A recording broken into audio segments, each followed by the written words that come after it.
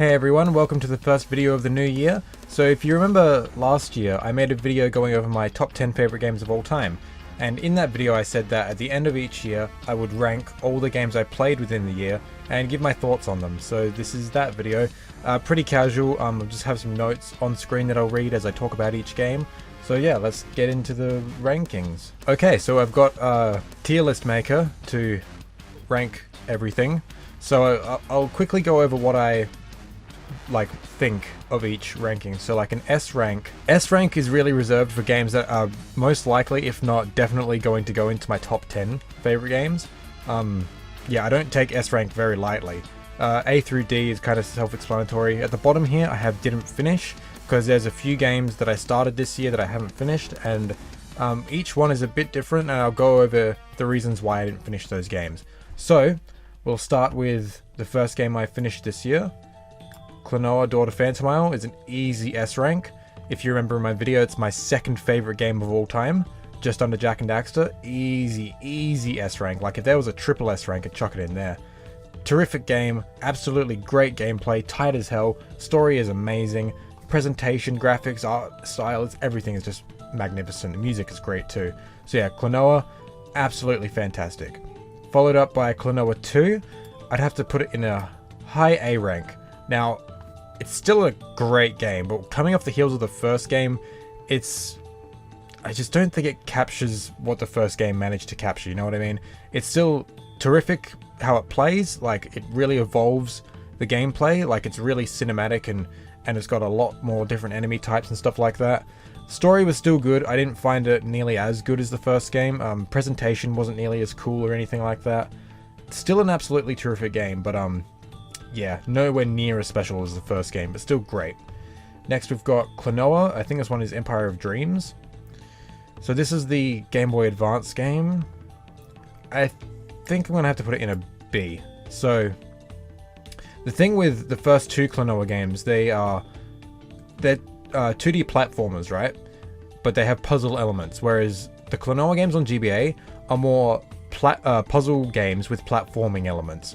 So that's the real difference. This is like a full-on puzzle game, like your mind is going to be like really tested in these Game Boy Advance games. I did have a really good time with it, but it got a bit, you know, kind of samey towards the end. I'm not sure if it's the emulator I was playing it on, but like there was like fuck all music. Like there was almost none of the music was any different. It was really repetitive. So yeah, it kind of just got really hard to get through towards the end, and then I started the second Game Boy Advance game that's in the same style as this, and I didn't make it very far in. I was just kind of burnt out, but still a great game. I'm going to revisit them again, all the Klonoa games. But yeah, this is a great series. You guys should definitely check out at least the first two. They're magnificent. Okay, next game is Doom Eternal, S rank. If you remember in my video again, this is my third favorite game of all time. But looking back on that list, it kind of fluctuates between third and fourth, competing with Kingdom Hearts 2. But yeah, terrific game, absolutely great. Yeah, I don't think there's much more to say. I went kind of pretty in-depth in my video. If you've seen that, you should know what I'm talking about when it comes to Doom Eternal. If you haven't seen that, I'd suggest going and watching that. But yeah, Doom Eternal, terrific game. One of the only games that actually came out this year that I actually played. The rest of these is just old stuff. Okay, next up is Gravity Rush, which is the remastered version. This is on PS4. I'm gonna have to put this in a C rank. Okay, so I've just pulled up my Word doc notes. I've just got some bullet points here, and I'll just read this out to you. So, Gravity Rush is frustrating. It has excellent ideas, but is held back by a number of things. It has a terrific setting and atmosphere. Kat is a really cool protagonist. She's charming and really funny and is well written. Every central character is interesting and entertaining.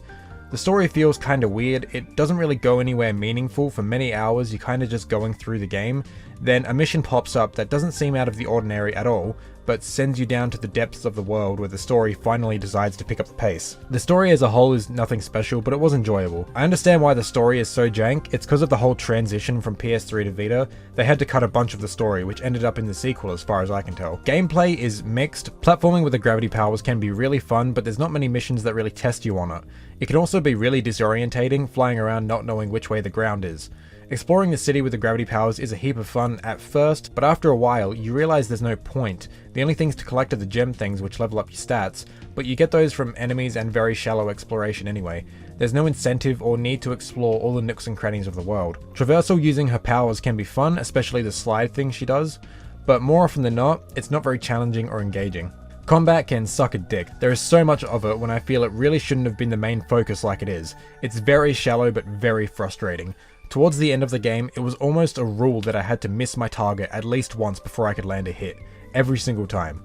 I never found combat fun at all, it was always a chore. Your abilities never really expand either, and most combat is just flailing around until you hit what you were meant to hit. Music is great, though a bit repetitive. So I don't regret playing this game, but man, it was a drag a lot of the time. I'm excited to see how they improved the mechanics and fleshed out the story in the sequel though, it looks so much better. So yeah, that's Gravity Rush for you, I put it in a C rank. Actually, now that I'm doing this, maybe I should read out my notes before deciding a rank. I think that'd be better. Anyway, next game is The Darkness. Now, I made a video on this. It's not very good. But, let's see. I think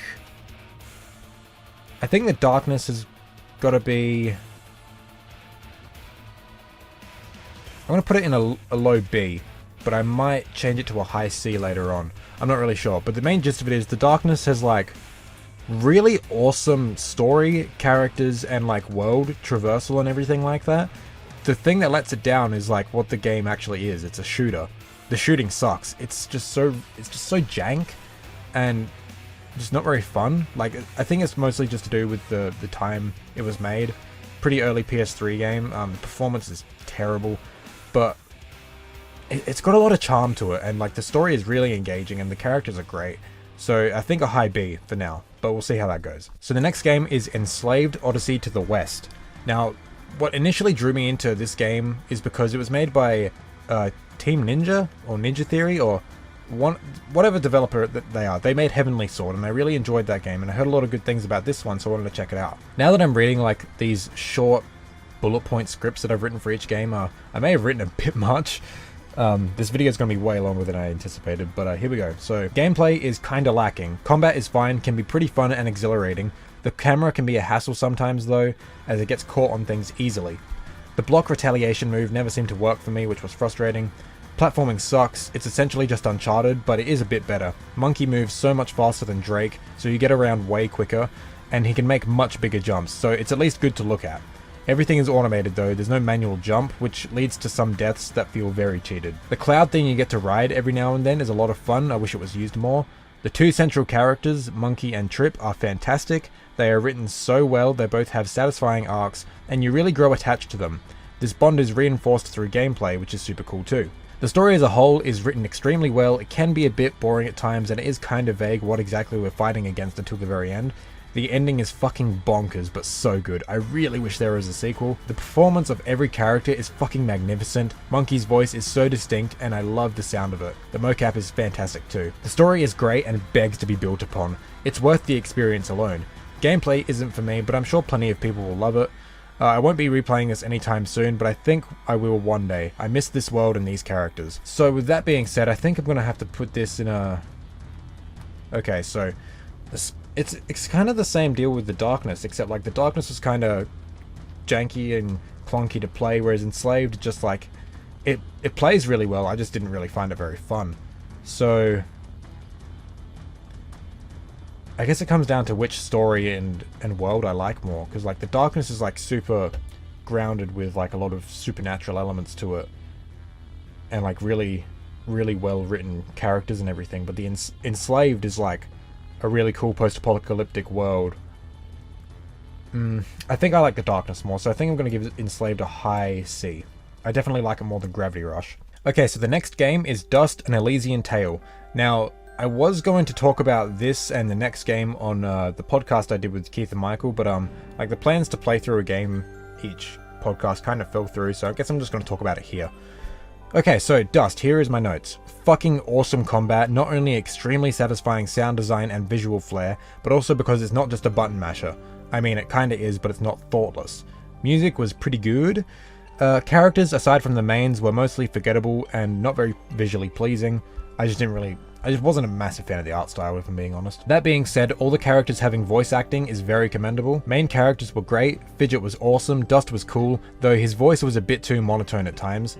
Didn't really like how the Aura sword could talk, didn't really like its voice either. I wish instead of just dumping exposition onto the player like that, they instead wrote the character interactions and scenarios more organically, so big exposition dumps aren't really necessary. Ending was fucking awesome, the all-out battle leading up to the final boss was incredible, the final boss was awesome, and the ending was heartfelt because I really loved the two mains. Dust's backstory was really intriguing and kept me going through the story, and what it ended up being was really interesting. I honestly thought it was a really cool idea. Dungeons weren't really the most captivating, they made me kinda dread playing the game for a while because they were so long and enemies keep respawning after leaving a room. Platforming was a bit sloppy until you get the double jump, as it was easy to miss platforms due to Dust's strange jump arc. Aside from the MCs, the story didn't really captivate me much until the final third. It was mostly just doing busy work for some small amounts of info about the world, and even smaller amounts of info about Dust. The other characters didn't really help this. All in all, really solid experience, could have been a lot worse for an indie game with such a small team. Took me a while to beat as I kept losing motivation, but once I was in the final stretch, it was great. Took me about 10 hours. Okay, so for Dust, I did like it quite a bit, but it's kind of just like a... It's not really something I can see myself revisiting. So I think I'm going to put it in a... I think I'll put it in a low C, I think. I still liked it. It was still really good, but yeah. Hey, so this is me while editing the video, and honestly, I'm not happy where I placed Dust. I think I would place it above Gravity Rush, definitely. And I think I'd like it more than Enslaved, because like, I do enjoy the gameplay and story, whereas Enslaved I only enjoy the story, really. But yeah, I think I will replay it one day, actually. After looking at some gameplay, I'm like, yeah, this was actually a lot of fun. So yeah, just keep that in mind. I'd really put Dust above Enslaved, I think. So yeah, but no higher than that. Okay, so the next game is Odin Sphere, and this is the first one where I put it in the didn't finish category. Now, this was another game that I was going to play for the podcast I was doing. So I've had Odin Sphere on PS2 and PS4 for like years. I've had it in my backlog, I just never got around to playing it. But Michael recommended the game because it's one of his favorites, so I'm like, alright, finally an excuse to give it a shot. I first started playing the classic mode, which is the PS2 version, and just did not like it at all. It was really slow. But then I played like the PS4 version, because like both versions are on the remastered version, where it like improves the combat systems and stuff like that, and the combat is like really, really fun. It's so good. It's kind of like Dust as well, where it's like you're mashing a bunch of buttons and like moving like the sticks and everything to change what attacks you're doing, but it's all thoughtful. You know what attacks you're trying to accomplish, but it's still like a button masher sort of thing. It's kind of hard to explain, but it's really fun. My problem with it is like, it's so repetitive. Like every single room is essentially the same, and then the same victory music plays after every room, and it's just the same routine for every dungeon, and I made it, I think, like 6 or 7 hours through, and I beat the first character, and I got a bit through the second character, and it's just like, I didn't really care much for the story or the characters, so like, I didn't really have much of an incentive to keep going, because when it comes to RPGs, like, I can usually push through, like, kind of sloggy combat and stuff, if the story, like, grabs me, but, like, the story didn't really grab me at all. I don't know, I just didn't really care. So, I mean, I might revisit it, because, like, the combat is a lot of fun, but, like, yeah, I just didn't get around to finishing it, and it's been quite a while since I played it last, so yeah, sorry Michael. Okay, so next is Devil May Cry. Now this is another series that I've been wanting to try out for a while, I just never really got around to it, but I managed to pick up the HD collection on PS4, so I finally got around to playing it. I only played through the first game so far, so let's see what it was like. The game kicked my ass for a while. It felt like I wasn't playing the right way, or that I was missing something. After watching some Let's Plays of the levels I had trouble with, I realized I was playing pretty much the same as them, except I always forgot to use the devil trigger. This made things easier, because then I knew it was all up to my skill level. The lack of a block was kind of weird at first because of all the Kingdom Hearts games I've played, but I got used to it. I only used the sword, I never used Ifrit. Once I got a hang of the combat, it got a lot easier. The game wasn't easy, but I was plowing through it a lot better. The combat is really fun. Stringing together a bunch of different moves as fast as possible is satisfying, and so it should be, as the game encourages you to do so. Dante's jumps suck, you can't change direction in midair, and it's semi-automated so you can't really control where you land either. The jumps are super stiff. The castle can be a bit visually boring, but getting to know the layout is pretty cool. The underworld levels are fucking sick. The story is a bit weak. It starts cool, then disappears for a few hours, then starts sprinkling it back in until the end. The cutscenes, voice acting, animation, and writing are all dated and or cheesy, and I kinda love it. It does try too hard sometimes though. I wrote some spoilers there I shouldn't talk about. Bosses were a mixed bag. The first one with Phantom kicked my ass hard, which is necessary. I needed to get good. Phantom is okay, he's fun and satisfying to kill, but he's not too complex, just jump on top of him and hit him. Nilo Angelo was a pain in my ass the first couple times, especially the second time, but after that I started to get good, so his final fight was a lot of fun. Griffin was annoying, none of his fights were fun, especially the one on the pirate ship. Nightmare was really annoying, and Mundus was dumb in his first phase, okay in his second, and was barely a boss in his final phase. The music could be a bit repetitive, but it was pretty good. The underwater missions sucked ass, they controlled terribly and were very out of place. All in all, I had a very good time with this game. I was having a shit time at first, but once I got the hang of it, it was a lot of fun. Combat was very satisfying, exploration was fun, story was okay. Either way, can't wait to try out the third game. So, Devil May Cry, I think I'm going to have to put this high B. It was a lot of fun. Yeah, I think that's about all I have to say. Okay, so for this next game, I need to make a couple extra rows.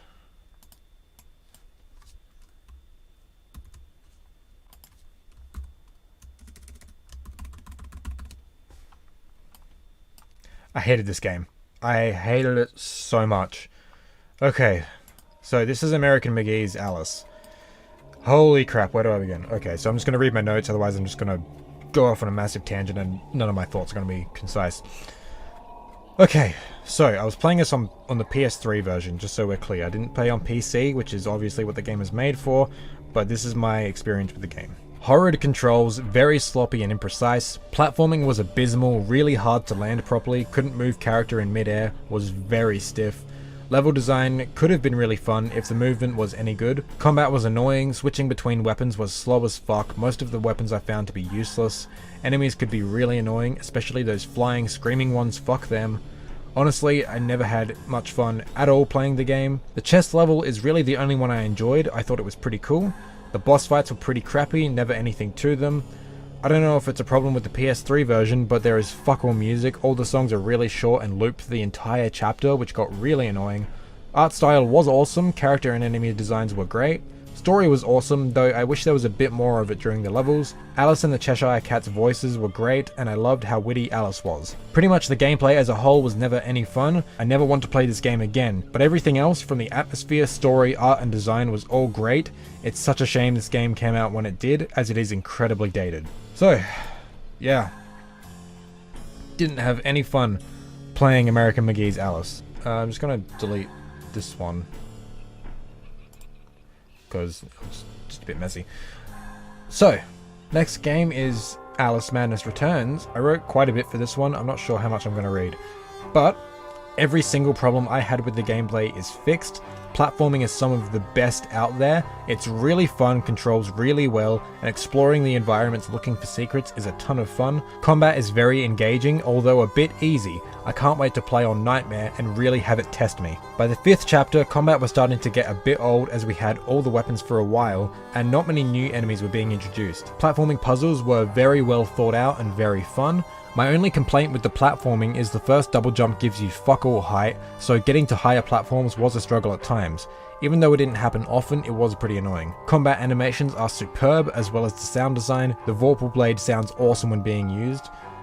Level design is chef's kiss, extremely fun. The levels themselves though did feel kinda empty at times. Queensland is probably the best level in the game with the best looking dress. Really fucking cool level with great enemy designs. Art design and style is great as well. The 5th chapter was genuinely unsettling at times, even if it did go on a bit too long.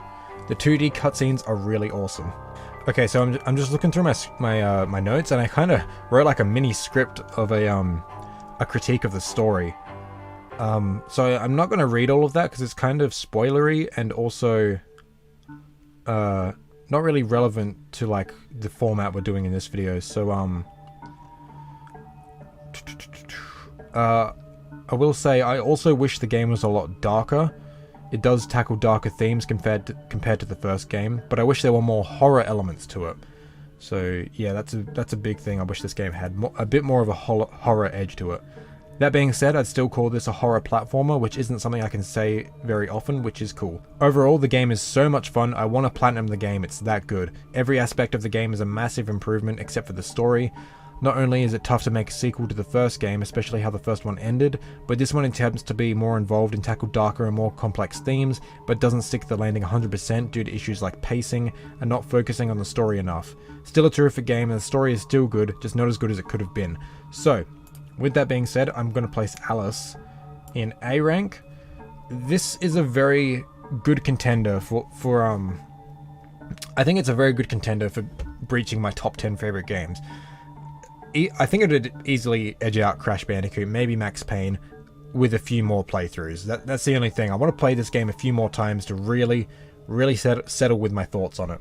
It is really good. Okay, so the next game is Spider-Man Shattered Dimensions. Story was extremely bland, but it got the job done. I honestly didn't expect much from a Spider-Man game story, especially like an arcadey one like this.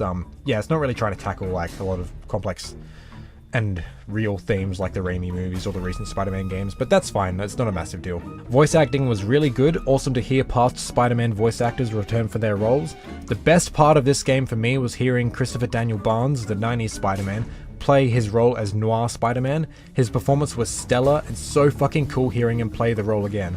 So, the 90s Spider-Man was like my childhood Spider-Man along with Tobey's Spider-Man. Yeah, I love the 90s cartoon, and seriously, whenever I read Spider-Man comics, all of the voice actors from the 90s cartoon is what I hear in my head. It's so good. It's so good, guys. It's fucking awesome. Anyway, graphics were decent, but the levels were so bland, lots of corridors. Music was okay, but it got pretty old. Combat is so boring and repetitive. Each Spider-Man plays essentially the same with a couple small alterations. Amazing Dimension was probably the least interesting. Ultimate Dimension was probably the most fun combat. Going Devil Trigger against hordes of enemies was pretty fun, and tearing through the big dudes was fun too. 2099 was pretty much the same as Amazing, except with a time slow ability that wasn't very useful. Noir Dimension is probably my favourite, not only for Chris's voice acting, but the tone and art direction is awesome, and the stealth, while simple, was fun. I wish it was taken more seriously though. You can get caught as many times as you want and nothing happens. It's more of an annoyance than an incentive to approach the scenarios sneakier. Combat upgrades were okay, but not many of them were super useful. The boss fights were more misses than hits, the final boss especially sucked. The levels seemed to drag on for ages, they would range anywhere from 30 minutes to over an hour. I wish the game was more of a platformer than a beat 'em up, because the web swinging abilities are super fun. The single web swing and web launch into the air is all fun stuff, and web zipping to certain points of the level is good stuff. I wish this was more focused on platforming and web puzzles than mindless action. Overall, I didn't have a very good time with this game. It was extremely repetitive, and the long levels made it hard for me to sink any more than a single level at a time into the game. I spent nearly 2 months on the game just because I didn't want to play it most of the time. I was so disappointed because a linear Spider-Man game sounded great because I didn't want another open world one. It wasn't a bad game, but I won't be playing it again or the sequel. So yeah, Spider-Man Shattered Dimensions, I'm putting it in a D. Didn't have a very good time at all with this game, unfortunately. Okay, next is Burnout. I don't have a script for this one because I'm actually going to be doing a video on the whole Burnout series. I've only finished the first game so far, but I'm gonna place it in a low B. Actually, I'll place it high C. High C. Really good game. Yeah, I'm not going to spill too much of my thoughts on it, but really competently made. It's a great first game in a series. The potential is definitely there. I haven't played Burnout 2 yet, but I really hope they capitalize on the potential of this first game. Okay, so next is Doom 64. I don't have a script for this one either, because it's pretty self-explanatory. It's Doom, so I guess I'm just going to put it like a low B. Yeah, it's Doom. Like, it's just classic Doom, really, but new levels and new design and everything. Really fun stuff. Like, yeah, not much more to say. It's Doom. Great game. I played it on PS4 with the recent re-release, and yeah, great stuff. Okay, so this one's a bit of a weird one. This is TMNT on PSP. This is based off the 2007, I think, animated movie. I really loved this movie growing up, and I haven't seen it in a while, but I think it's still pretty good. I used to play this game on PS2. The PS2 game is actually really fun, but this PSP game is completely different. So, yeah, let's just get into my notes. Really fun jumping mechanics that encourage you to play well, which makes you go faster, which is so much more fun. I'd really recommend the game alone for this mechanic. I haven't seen it anywhere else. It's unlike anything I've ever played.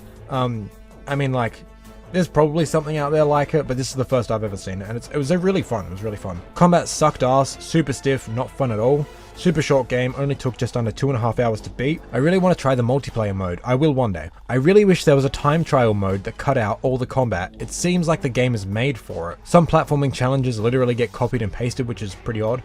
I really wish this game was longer, didn't have any combat, and the platforming got really fast and complex. Maybe one more type of jumping mechanic to flesh it out more. Overall, a great time waster, pretty easy to breeze through, definitely give it a shot. Like, if you've got the means, like if you've got a modded PSP or Vita, or even just a PSP emulator, I definitely just give this a look if you've got nothing else to do. It was really, really fun. But yeah, platforming is great, but like everything else just kind of brings it down. Like it's one of those games where it's like it's got a really awesome central mechanic, which is a really great idea, but it doesn't do a whole lot more with it. So I'm gonna have to put it in a low C. Okay, so next game, Crash Bandicoot 4 is a no, I didn't finish it. Yeah, I started it not long after it came out, and like I just wasn't in a very good place. If you listen to my podcasts from around that time, you know that I was struggling a lot when it came to the channel and moving and stuff. But yeah, I just was not in the mood for getting my ass kicked, you know. And there were a lot of like tiny things that the game was doing that just really fucked me off. That just deterred me from playing it more. So I'll definitely play it. I'll definitely finish it. Some point I'm going to restart it and just play from the start again and really get into it, because I do love Crash. But yeah, I just wasn't feeling it this time. On that same train of thought is the Doom Eternal DLC, the Ancient Gods Part 1. I also didn't finish this. Yeah, same sort of reason. I just was not in the mood getting my ass kicked when I was, you know, just not having a very good time in general. Yeah, I really want to get back to playing it because I love Doom Eternal and I was really looking forward to the DLC, but yeah, I just wasn't in the right frame of mind when it came out. So I'm going to revisit it at some point soon. Okay, so the last game on this list is the recently released Kingdom Hearts Melody of Memory. This is the other game that I finished this year that actually came out this year.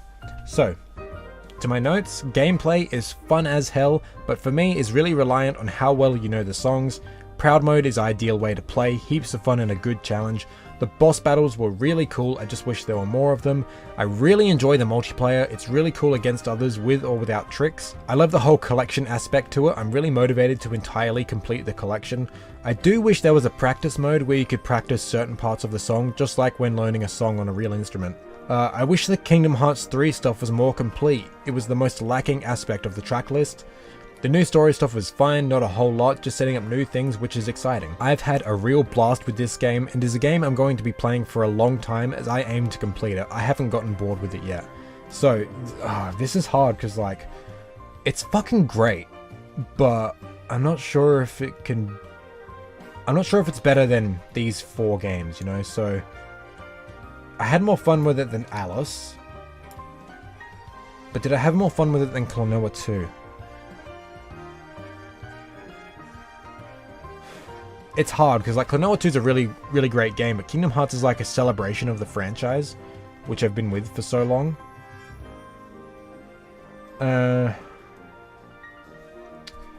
It's, okay, so it's definitely not an S rank. I was considering it for a minute, but I don't think that's good.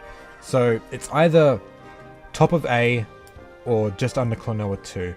I think just on principle it should be just under Klonoa 2, because Klonoa 2 is like a full-on game, whereas Kingdom Hearts is more of like it's more of a side game, but like still essential to the story, like all Kingdom Hearts games. So I guess that's it. There's my ranking of every game I played this year. This is more new games that I've played in a year than I've ever played. Even this year, like most years, I still did a fuck ton of replaying games. Like I replayed the Jack games like plenty of times. I'm like replaying them on stream now, so yeah. I replayed Ratchet, the Ratchet trilogy this year. I replayed 1 and 2 twice actually. What else did I replay? I played Doom Eternal like fucking 3 or 4 times. I played Klonoa like twice, I think. Yeah, I did plenty of replays this year as well. So and I also replayed like the entire Kingdom Hearts series this year as well. Except for 3. No, I did play 3 again because I needed to do the fucking Remind stuff. Okay, well, I did a fuck ton of replays this year as well. I should have put the Kingdom Hearts 3 Remind DLC on here. That's not really its whole game, but it's still worth noting. Kingdom Hearts 3 Remind DLC was really good. Super bosses are really fucking awesome. The combat is is tweaked a lot and it's really good. Yeah, I can't wait to replay Kingdom Hearts 3 properly. Anyway, I'm getting sidetracked. That is my ranking. I'd like to hear what you guys played this year. So I want to thank you all for watching. This is more of a casual video, just trying to get back into the groove of making videos. It's been a while, so yeah, this is some good practice. If you guys don't know already, I've started a Patreon where you can support me for any amount of money per month. There's some cool exclusive stuff on there. Yeah, I'd really appreciate the support. Yeah, so this is just a casual video to get out of the way, but we're going to start getting into the real proper scripted videos very soon. So I thank you all for your patience, I thank you all for your support, and I will see you guys in the next video.